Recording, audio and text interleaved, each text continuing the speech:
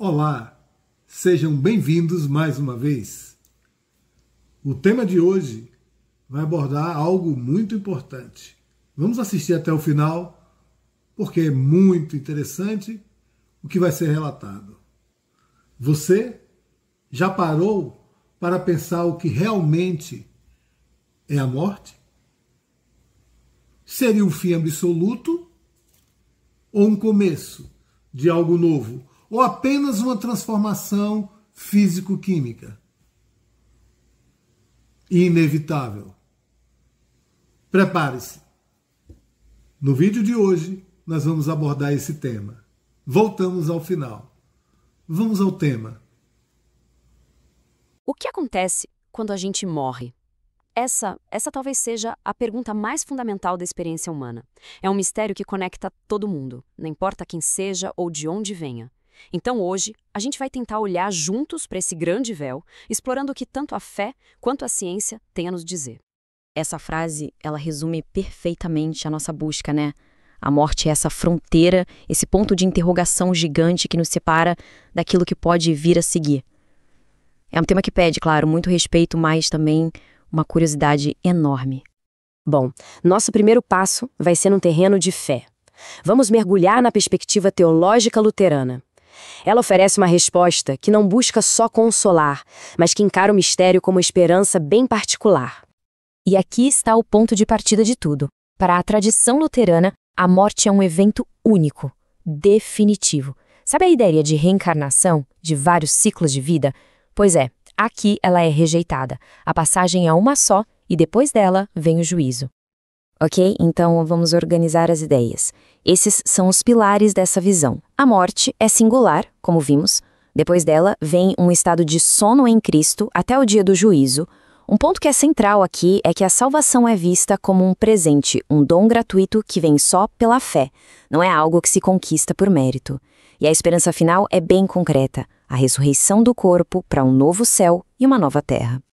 E o que significa exatamente esse sono em Cristo?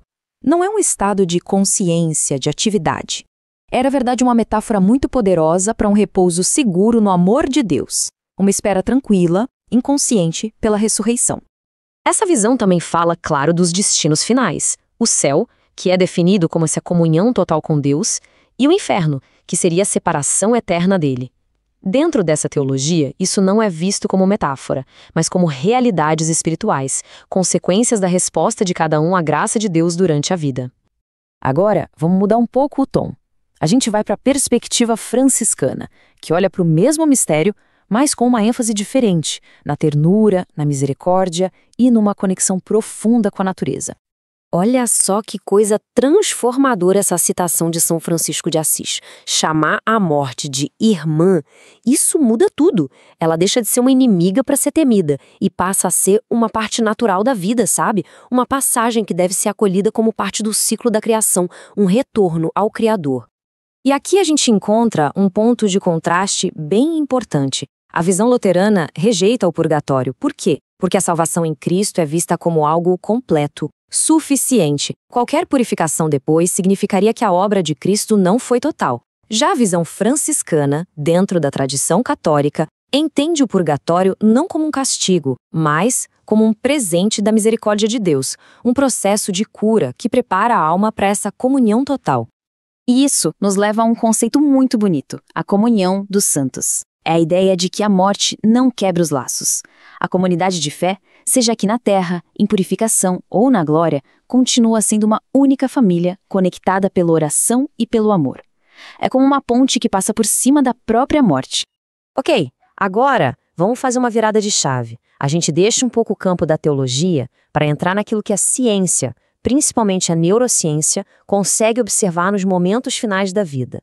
E isso nos traz para uma questão fascinante, que parece ficar bem na fronteira entre esses dois mundos. As experiências de quase morte, as famosas EQMs. O que elas são, afinal? E como a gente pode entender esses relatos? O mais curioso é que relatos do mundo inteiro descrevem fenômenos muito parecidos. A jornada por um túnel de luz, uma paz que é descrita como avassaladora, a sensação de se ver de fora do corpo e muitas vezes encontros com pessoas queridas que já se foram ou com seres espirituais. E aí, para interpretar essas experiências, surgem basicamente duas grandes lentes. A lente teológica olha para elas com cuidado, como possíveis sinais da graça divina, mas nunca como uma prova definitiva. Já a lente científica busca explicações em processos do cérebro, como a falta de oxigênio ou uma descarga de endorfinas, que podem criar alucinações bem vívidas e estruturadas. A ciência conseguiu mapear uma sequência de eventos que é incrível. Primeiro, o coração para. Logo depois, em vez de simplesmente desligar, o cérebro tem um pico de atividade super organizada. Acontece uma liberação gigantesca de endorfinas, o que poderia explicar aquela sensação de paz. E, por fim, uma consciência residual pode sim persistir por alguns instantes. E aqui a gente chega a um ponto fundamental. A ciência é fantástica para nos dizer como os processos da morte acontecem. Ela mapeia o cérebro, os químicos, a eletricidade. Mas a pergunta sobre o porquê da existência, sobre o significado por trás de tudo isso, bem, essa pergunta está fora do seu alcance. Esse é o limite do método científico. Então, onde tudo isso nos deixa? Acho que não em um conflito de visões, mas em um diálogo. Um diálogo entre mundos que, quem sabe, juntos, nos permitem olhar para esse mistério de uma forma um pouco mais completa. A teologia não precisa se opor à ciência. Pelo contrário, ela pode abraçar as descobertas científicas e então fazer uma pergunta diferente. A questão não é só sobre os processos neuroquímicos, mas sobre o que esses processos podem significar no encontro com o divino. No coração das perspectivas teológicas que a gente viu, o que pulsa é a esperança. A morte não é vista como um ponto final, um fim absoluto, mas como uma porta. Um portal para uma outra forma de existência, uma vida eterna, que para o cristianismo é garantida por um evento central, a ressurreição. E talvez a maior lição de tudo isso, seja pela fé ou pela simples contemplação do desconhecido, seja essa.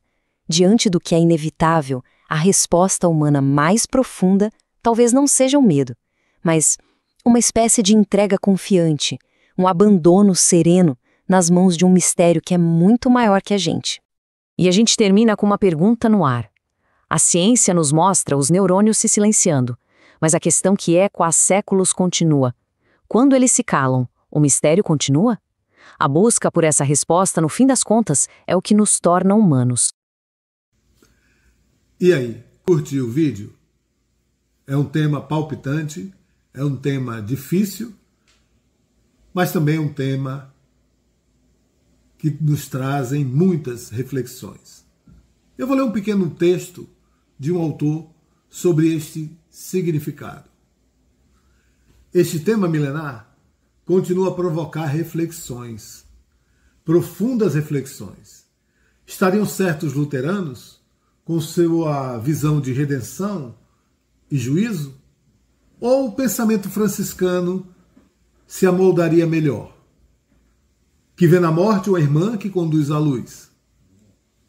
Talvez, para a ciência, seja apenas um processo biológico, o encerramento de um ciclo físico-químico. E você, o que pensa a respeito desse tema? Eu aguardo seus comentários. Deixe o seu like, compartilhe, para que outras pessoas possam refletir conosco a respeito de um tema tão profundo. Muito obrigado por ficar até o final do vídeo e até a próxima.